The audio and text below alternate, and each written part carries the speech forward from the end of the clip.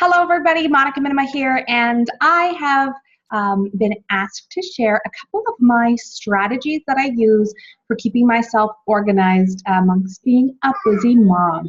So I am a homeschooling mom to four beautiful girls, and they definitely keep me busy. See, she just wants to be a part of this.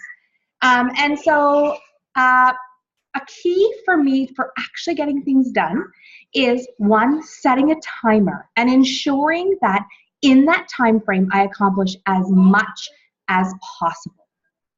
And so I call it like a power hour, right? If I can only dedicate one solid hour to my business, what are the things that are priority to get done that day? I also find lists and calendars and those kind of things very, very prudent for me to get things done. So I'm going to show you a couple of the tools that I use, and if you're interested in any of these tools, I'm more than happy to send them to you. Just drop your email address in the comments, and I will send you a link to all of the resources for you.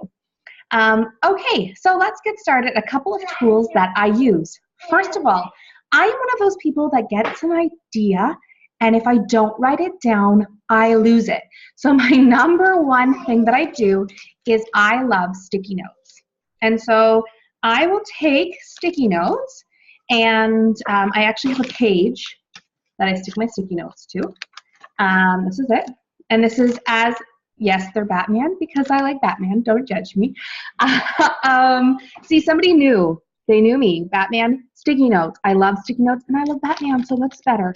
So this is my idea page, and oftentimes I get these, when I'm nursing the baby, trying to go to sleep, in the shower, super convenient times for ideas. So what I actually do is whatever room I'm going to, I literally bring my package of sticky notes with me and a pen. Oftentimes it's stuck in my pen.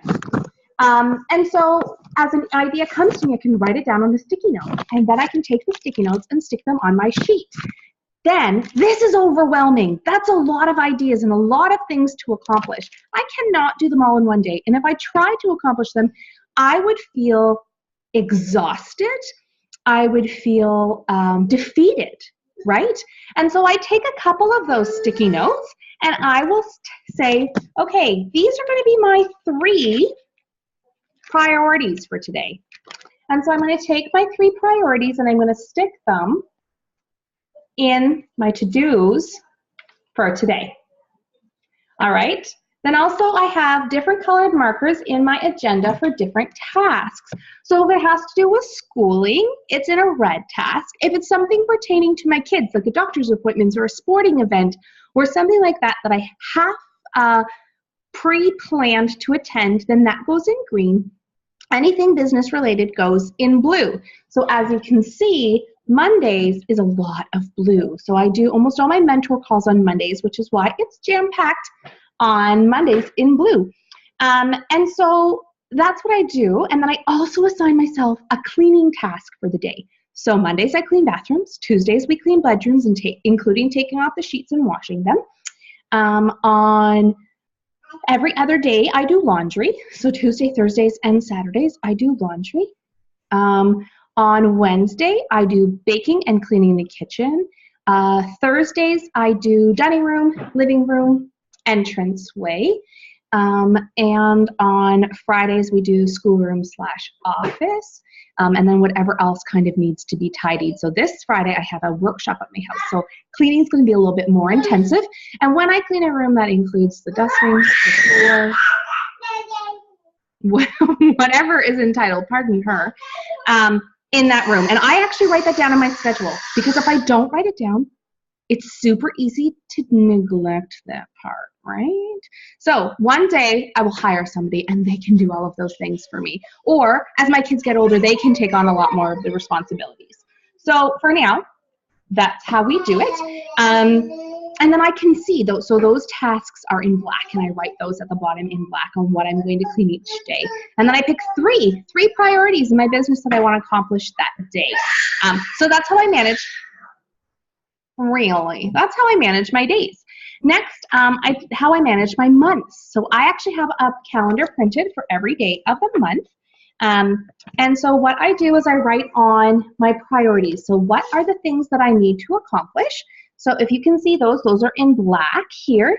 And then any of the business related stuff I have in blue that I already have planned. And then pink things are alternate things that are maybe not, they're not any of those relations, okay? There's something completely separate. Then I write those in a third color, and then I can see the days I have available. If I didn't have the date available and it wasn't written in, but I just had a different priority, I could just cross that day off, or if I wanted to take that day off. So then I can see what days do I have available. So if somebody wants to book a workshop, I can immediately see the blank days that I have available and let them know. So I do that for every single month.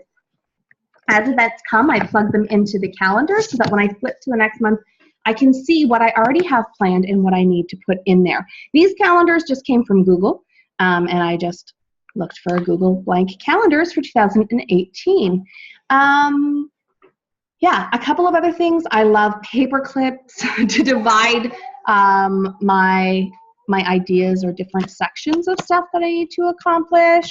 I also love alligator clips. So if I have a plethora of things that I just, you know, everything for workshops or whatever, they're all together and I can just grab them and go. And as I dwindle, if I get below 10 in anything, then I just print more copies. I like to have 30 on hand, not because I often have 30 people at my classes, just because then I don't distress about it, right? I know I've got them, and when they get to 10, then I replenish them. Another great thing that I do is how to keep my contacts. So once I make a new contact, I get a super fancy index card. You can get 200 of them at the dollar store for $1, and then I just divide them in a little box, and it says builders, wellness advocates on LRP, wellness advocates, and regular connections. And then on each one of those cards, I put their name, email address, phone number. If I have their birthday, I also put their birth date there, what their main health concerns are, and what I've done. So if I've sent them an email, if they've attended a class, whatever it is.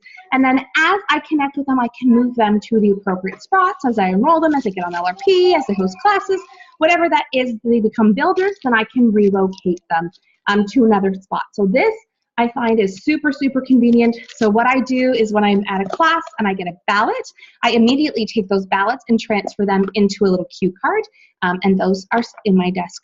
So I always know which ones I want to follow up with. And a key thing that I do is if they're brand new and in the box and I have to follow up with them, I just turn them sideways so that when I go and I'm ready to do my power hour and I've got to do some follow-up, then I can just grab that stack. And then I reconnect with people and move them to the back after I followed up with them so I can see who I need to connect with next. And then I go through all of those people pretty consistently until they're all moved to a new spot. And then it's also really fantastic for seeing the growth, seeing where these connections that you've made and how it's transpired. Then you don't miss anybody as far as follow-up goes. Yeah, even when I make a connection on social media, then I'll take out a card when I get them, connected with them, and ask them their information. So I can plug it into my cards, so I can follow up appropriately. Because honestly, if I talk to somebody on Facebook and I don't write it down somewhere, I completely gapped that I ever talked to them. Also, if I run an online class and somebody attends it, then I put their information in that as well. So apparently Iris would like me to be done. But if you have any questions on how I manage my day, what my schedule looks like, how I prioritize what I'm going to do, I have things for all of those as well. So I have an assignment that I call the 4 quadrants. It's literally 4 squares on a piece of paper that's laminated. And that's how I can prioritize. If I'm going to have a lengthy period of time and I have a plethora of things that I can get done, I can prioritize what's income generating, what is time sensitive and important, what is time sensitive and not important that I could perhaps delegate to somebody else. And lastly, what is just fluff, what is just stuff that I feel like I need to do but isn't really time sensitive, isn't really that important, but I have to do it. So yeah, and then I just separate my tasks from that.